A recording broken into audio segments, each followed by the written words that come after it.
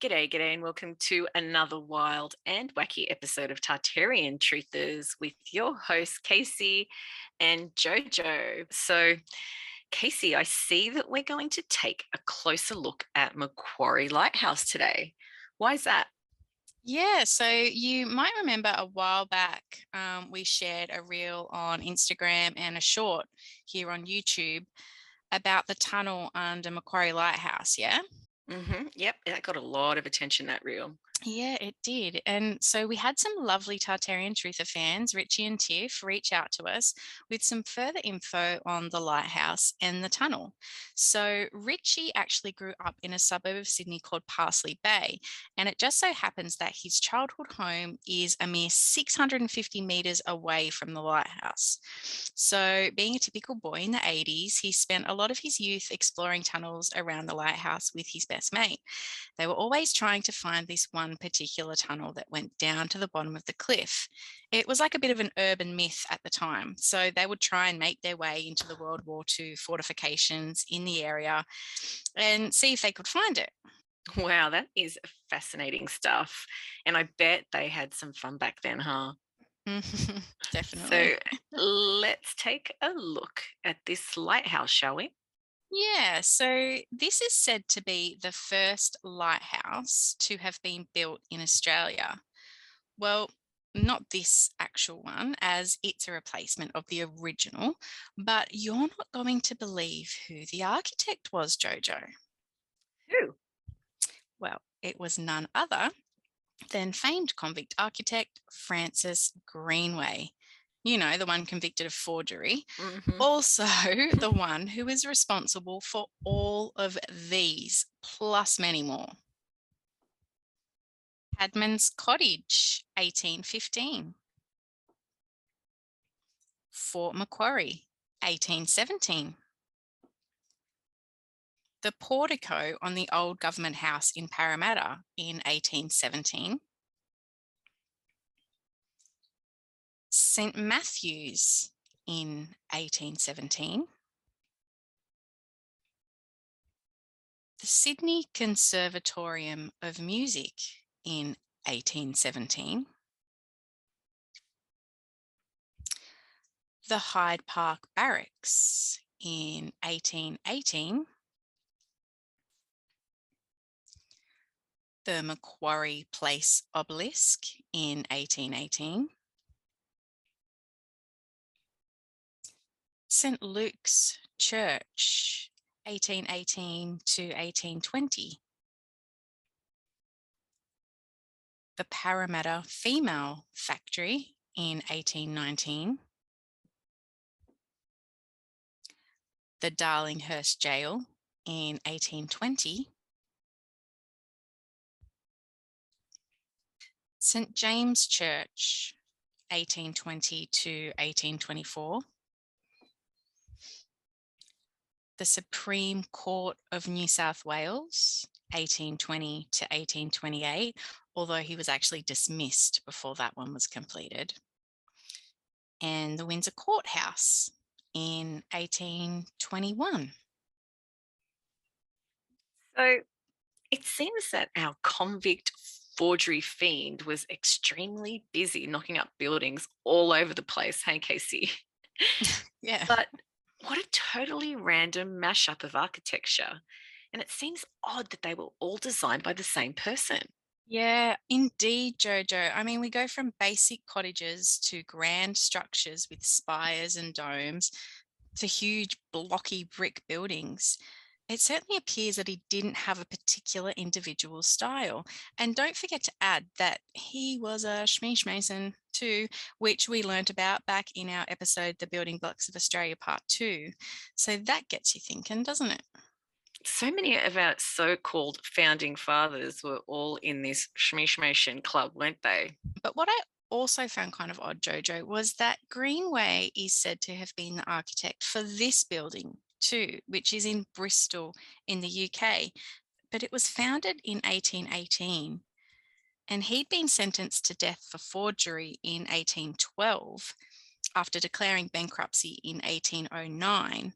even though that was later changed to transportation, which happened in 1814. So his life was spared. But these numbers just don't seem to add up, do they? Mm-mm. Unless he applied for like some sort of annual leave from being a convict and jumped on a ship and went on a working holiday back to Bristol for a while to design and oversee the building of a neat little men's club. Sounds totally legit. Mm. Anyway, just another anomaly. But so Francis Greenway built the Macquarie Lighthouse, and apparently Governor Macquarie, of who it was named, was so impressed by it that he announced Greenway's emancipation on the opening day, making him a convict no more. So, in the end, he really only served 2 years of his 14-year sentence. Quite fortunate for him, huh? Very lucky. But let's take a closer look at the design of this lighthouse.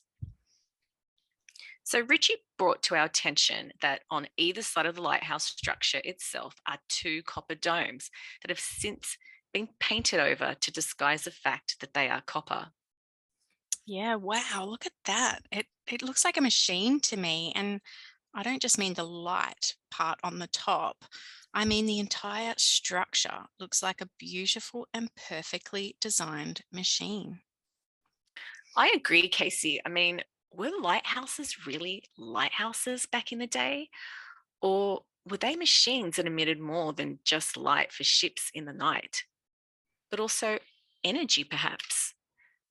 I guess it's kind of similar to what we discussed back in episode 4 on our churches and cathedrals, showing that back before the last reset, these magnificent structures may not have been merely places of worship, but actually carefully designed and implemented healing and wellness centers. Exactly, Jojo. And I think that is exactly what Richie and Tiff were also thinking when they got in contact with us, because they dug up some more pretty interesting stuff too. So get this. According to the official historical narrative, the original lighthouse, said to have been designed by the super architect Greenway, was actually 2.5 kilometres away from the opening into Port Jackson between Sydney Heads. I mean, if you're building a lighthouse to help ships through the heads, wouldn't you put it closer to the heads? But apparently not, because they didn't build a lighthouse on the south side of the heads until 1858, which is this beauty, the Hornby Lighthouse. Okay. Well, I'm sorry, but that is stupid. Don't you think? Like I two and a totally half agree. kilometers away from where it actually needs to be. And then why would it start to degrade after only 4 years? Which that in itself is odd, right? I mean, some of Greenway's other structures are still standing today, but his lighthouse proved so short lived that even as early as 1822, it started crumbling and large steel bands were placed to keep the structure together. Then, by 1823, it was deemed necessary to carry out emergency structural repairs, which included the reconstruction of supporting arches, the repointing of stones, and the introduction of a large iron hoop to support the base of the tower. Further repairs were undertaken in 1830, and then in 1878, they decided to replace it altogether. With an exact replica. Check out these pics, Jojo. This is an absolutely ludicrous story. And I put it to you and all our viewers out there that Greenway did not design this incredible lighthouse in 1818. I think this lighthouse was here for many, many years prior to Captain Cook arriving in 1717, hence why it was starting to fall apart. And that is why they had to rebuild it. But they didn't actually have the skills or the tools to do it at that time, which is why it wasn't done for another 60 years. Plus, why would you rebuild it in exactly the same place? Still 2.5 kilometers away from the entrance through the heads, especially considering Hornby Lighthouse had already been built by then. It just doesn't make any sense when you actually start to think about it critically. It really doesn't, Casey. It really is laughable, especially when we look further into the fact that there is a tunnel entrance in the cliff face directly below the lighthouse. I mean, seriously, how did it get there and for what purpose? So apparently, this tunnel was all but forgotten about until 2018 when a uni student made the discovery as part of a photographic 3D modelling project carried out between Macquarie Uni and the Sydney Harbour Federation Trust. It was a project that was underway ahead of the lighthouse's 200th anniversary and involved capturing aerial drone footage and 3D scans of the site. Although we weren't able to find any 3D images of the site anywhere online, so they mustn't have made them available to the public. And the drone footage that the uni released really didn't focus on the tunnel very much at all. Here it is here.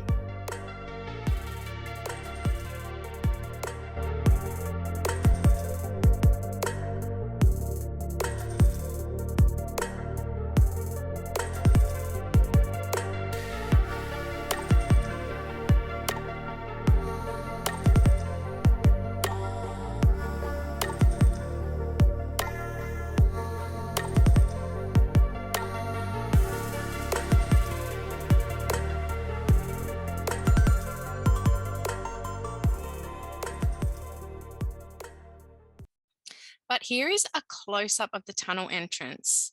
That looks like a Greco-Roman style portico to me, Jojo. What do you think? Absolutely, Casey. But what I also found interesting is what Richie and Tiff pointed out about later images of the tunnel taken around 2020, because they are showing that those Greco Roman features are no longer there. Yeah, wow. That is insane. I mean, was someone told to deliberately destroy them so that our true history remains hidden? Because the guys from Urbex Ninja managed to get down there in 2020 in the middle of the night, mind you. These guys are braver souls than me. But when they got down there, as you can see, the Greco-Roman features weren't there. And unfortunately, the tunnel had been flooded and filled in, which they actually surmised was done intentionally. So therefore, they were unable to explore the tunnel any further. Yeah, those guys are amazing, huh? But it's not at all surprising that the portico had been removed and that the tunnels blocked off. I mean, I think that when that uni student happened upon the tunnel entrance, they would have gone into overdrive to quickly cover it up with some lame mainstream story. So let's take a look now at what the mainstream historical narrative is saying about this tunnel, shall we? Yeah, so in this article from the Sydney Morning Herald, we got this. First pictures of secret tunnel in cliff face below Macquarie Lighthouse. So Michael Rampey, Senior Learning Designer at Macquarie University, said the Federation Trust brought to its attention something which most people in Sydney don't know about, which is that there is an abandoned World War II emplacement halfway down the cliff. They don't know where the entrance is. They have lost the tunnel into it. But then Sean Brawley, Pro Vice Chancellor, Programs and Pathways, and Professor of History at Macquarie, said he didn't think the entrance looked like a traditional gun emplacement. If there was a gun there, it would have been a relatively small caliber gun, but it looks more likely to be an observation position, or maybe you could have had a searchlight there, he said. At the exit point is an overhang, which looks like all-weather protection, which you wouldn't associate with a gun emplacement. So some people are saying it's a gun emplacement, others are saying it's not. So then a week later, they followed up with another article. Secret Lighthouse Tunnel was nuclear research laboratory. Okay, so now it's a nuclear testing facility. Yep. Listen to this.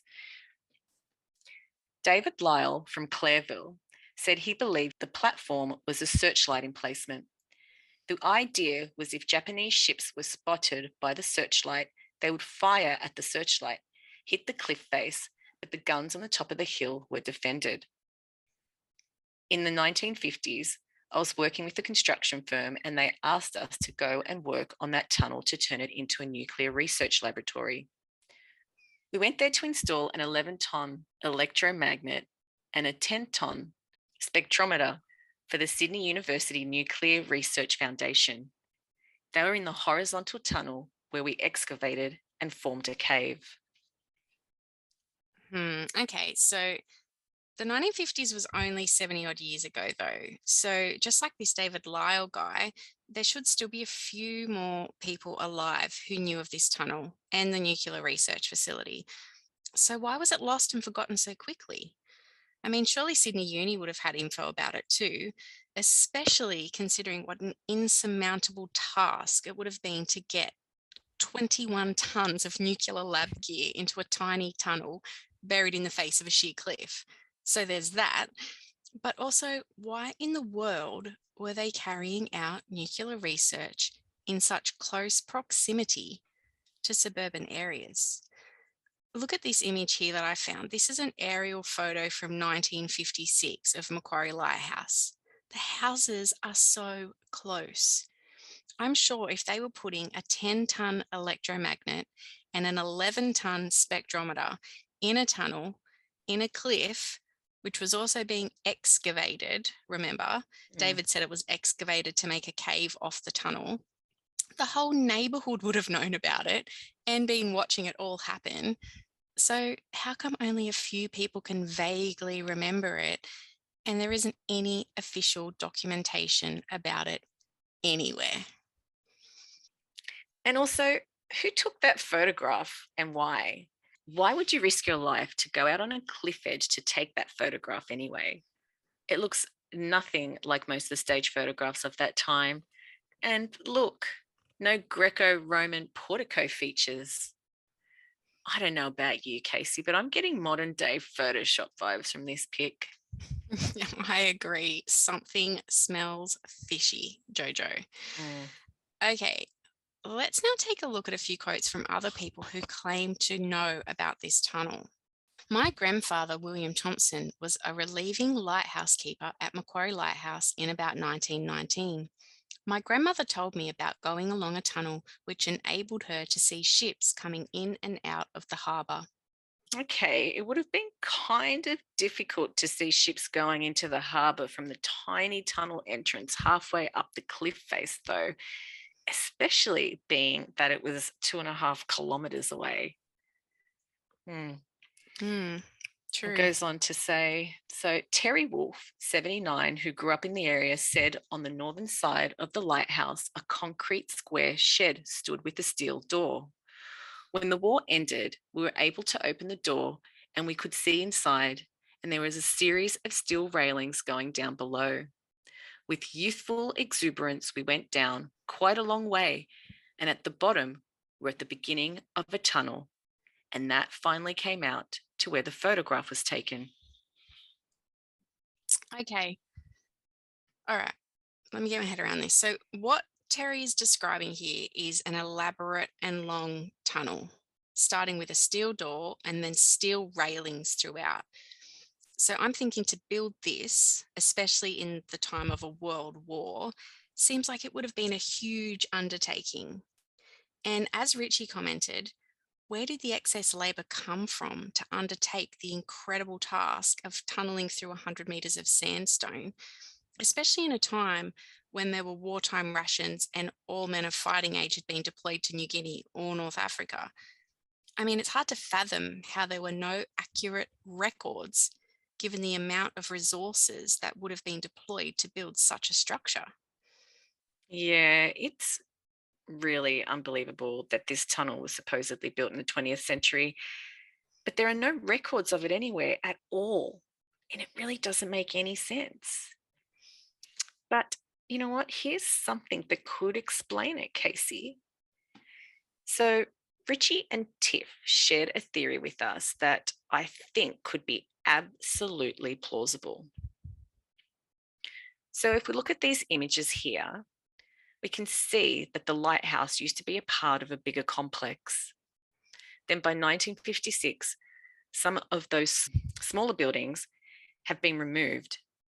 But Casey, take a closer look at the aerial image of the area from 1956.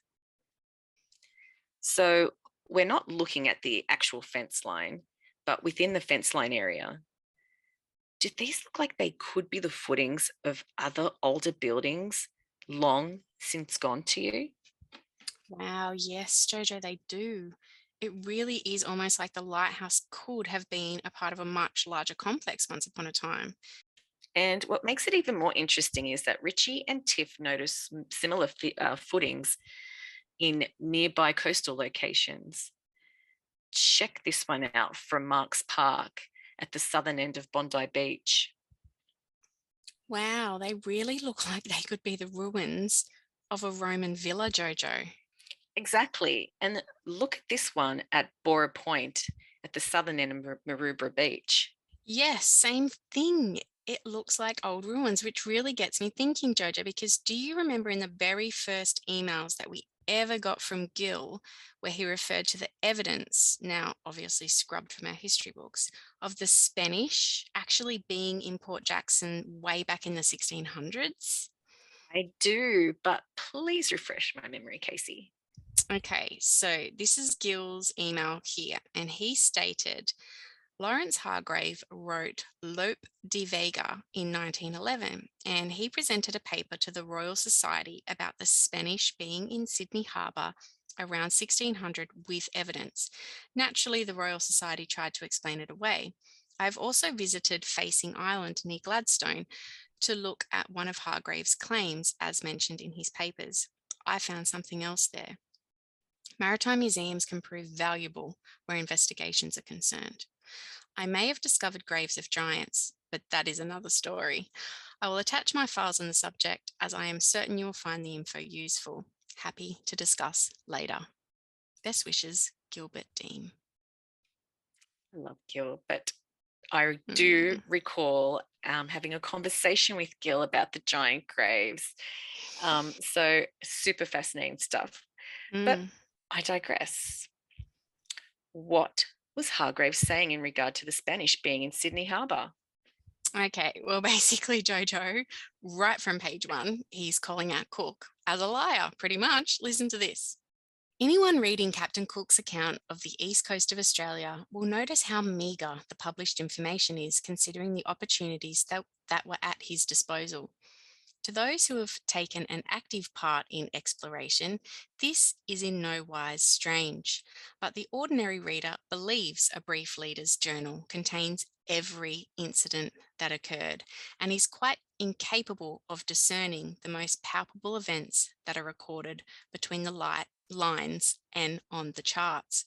For instance, we read in Captain Cook's journal, Saturday, 5th of May, 1770. In the PM, I went with a party of men over to the North Shore, and while some hands were hauling the shorn, a party of us made an excursion of 3 or 4 miles into the country, or rather along the sea coast. We met with nothing remarkable. Great part of the country for some distance inland from the sea coast is mostly a barren heath, diversified with marshes and macrassus. So I'm not going to read the next entry. It's very similar. You can pause it if you want to read the next one. But then Hargraves goes on to say, from this, it is evident that Captain Cook, if he was the observant man his position would lead us to believe, walked over rocks at Yarra Bay, La Perouse, and Long Bay, and nearly as far north as Coogee, on which were deeply cut figures that his common sense told him could only have been wrought with metal tools. Captain Cook makes no mention of the natives having any metal implements with which the work could have been done. I think it was impossible for him to avoid associating the then fresh tale of Mandana's lost ship with what was before his eyes. Nevertheless, up went the flag, and even now scientists tell us that the blacks carved hundreds of rocks within the 100-mile radius of Sydney with stone implements. Many may say it is unpatriotic to lay bare the childish fears of our forebears that prompted them to solve the dilemma by the Aboriginal theory, forgetting that the first fleeters, before the Battle of Trafalgar was fought, had every reason for thinking that English possession might be questioned if the truth was known. Wow. So, way back in the early 1900s, we already had people questioning the official historical mainstream narrative, Casey. Yeah, exactly. And there is so much more to this story and what Hargraves shares in the Lope de Vega, Jojo. Way too much to cover in this episode, but what he's actually referring to is old and extensive rock carvings that were discovered all up and down the coast of Sydney in 1912.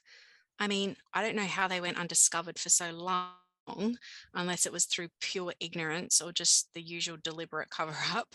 But putting all that aside for now, it does kind of relate to what we're trying to say regarding the lighthouse, the tunnel, and what looks to be possible ancient footings of buildings all along the same stretch of coastline that Hargraves mentions in his paper. Were there already colonies of other European people living here long before Cook arrived?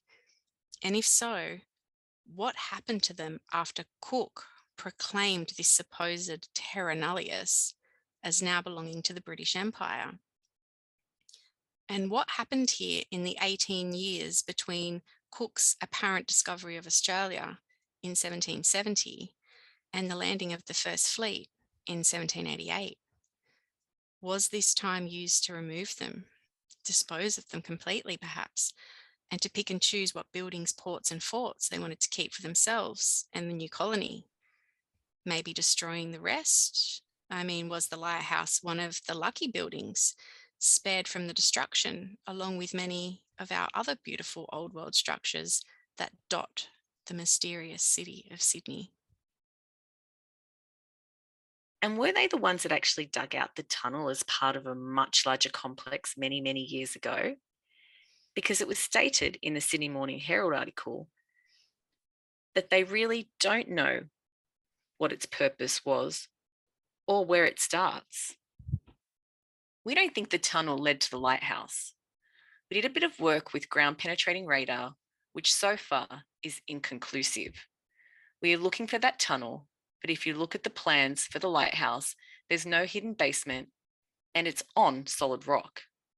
It could have gone to the gatehouse, which is since gone, or to one of the properties next door. And it goes on to say, but there are still many unanswered questions. Despite the use of radar, the exact route of the tunnel remains unclear. Also, something of an unknown is its precise purpose, although there are theories. You know what, Jojo? I don't think we'll ever know for certain, but every single week we're discovering more and more historical anomalies along with evidence that is stacking up to show even the most skeptical among us that Australian history is a lie. Indeed. And it's one of our favorite hashtags on Instagram, isn't it? It sure is. So we'd like to say a big thank you to Richie and Tiff for sharing their incredible findings with us and entrusting us to turn it into an episode to share with you all. And before we go, I would like to see or put out a call out to see if there are any like-minded folks interested in a regular meetup at Like Minds Cafe in Avoca Beach. Please let us know in the comments because it could be a fun little weekly event. Wow, that sounds amazing, Jojo. If you can set up a weekly catch up, that would be so cool. I wish I was able to come to. Actually, I could possibly come when I come to visit you in a couple of months. Yes, that Yeah, would that'll be be so cool. much fun if we can It get a good would. group together. That would be very good. Alrighty, so that's the end of our episode. Big ups to Richie and Tiff for their awesome research, and we hope you really enjoyed it. And we'll see you guys next time. Bye. Bye, everyone.